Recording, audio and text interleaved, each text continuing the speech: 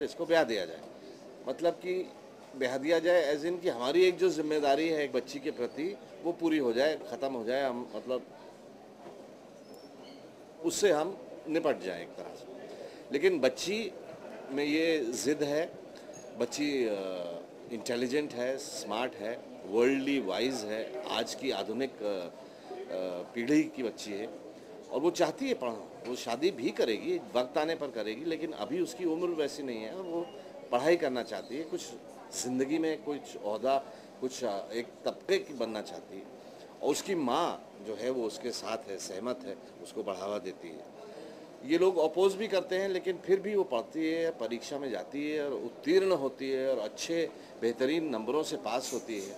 तो सबसे जो पॉइंट जो इसमें नोटवर्दी वो ये है कि बूढ़े लोग भी एंड में अपनी पोती की, अपनी नातिन की तरक्की देखकर, उसकी अकल देखकर, उसकी समझदारी देखकर, उसकी पढ़ाई के प्रति उसकी लालसा देखकर खुश होते हैं और वो मानते हैं, इस बात एक्सेप्ट करते हैं कि आज बच्चों को, बच्चियों को पढ़ना लिखना चाहिए और ये वाजिब एक जो है इसमें एक मुद्दा है। सो सबसे अच्छा मुझे यही लगा कि एटलीस्ट हम बच्ची को तो एजुकेट करें। जो सबसे अनपढ़ गवार जो है वो हम लोग हैं, जो हम इस काम को होने नहीं देते हैं। तो साथ के साथ बच्ची एजुकेट हो रही है, प्लस हम लोग एजुकेट हो रहे हैं। ये बहुत एक अच्छा इसमें जो लगा। मैं तीनों लोगों से ये सवाल करना चाहूँगी, मदर्स डे नज़दीक आ रहा है, जो फिल्म का टाइटल है वो भी एक माँ से रिलेटेड, माँ के आंचल में। तो तीनों ही लोगों से दो दो लाइनें अपनी माँ के बारे में क्या कहेंगे, एक माँ के बारे में क्या कहेंगे, और मदर्स डे पे इस माँ को किस तरह से तोहफा दिया जाए, किस तरह से उन्हें खुश किया जाए, कुछ कहना चाहेंगे दो दो लाइनों में तीनों। बोलो बेटा, तुम बोलो और आलोक जी, तुम शुरू करो।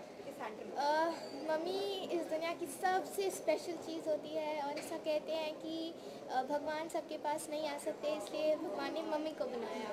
और मदर्स डे पूरे साल में मेरे लिए बहुत इम्पोर्टेंट एक दिन है, जहाँ पे मैं अपनी मम्मी के साथ बहुत ज़्यादा टाइम स्पेंड करती हूँ और मम्मी को किसी के पास जाने नहीं देती हूँ। और इस साल भी मैं वैसा ही करूँगी, मम्मी के लिए एक सरप्राइज़ होगा और उसके साथ ही पूरा दिन स्पेंड करूँगी।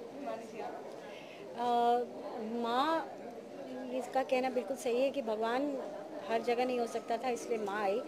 मेरे जीवन में भी अगर माँ नहीं होती तो शायद मैं एज एन एक्ट्रेस, क्योंकि I was alone, a single working woman जिसने अपने बेटे को, मेरा बेटा है, बड़ा किया। तो अगर मेरी माँ मेरा सहारा नहीं होती तो शायद मैं यहाँ तक नहीं पहुँच पाती। और मैं ये होप करती हूँ कि मैं भी अपने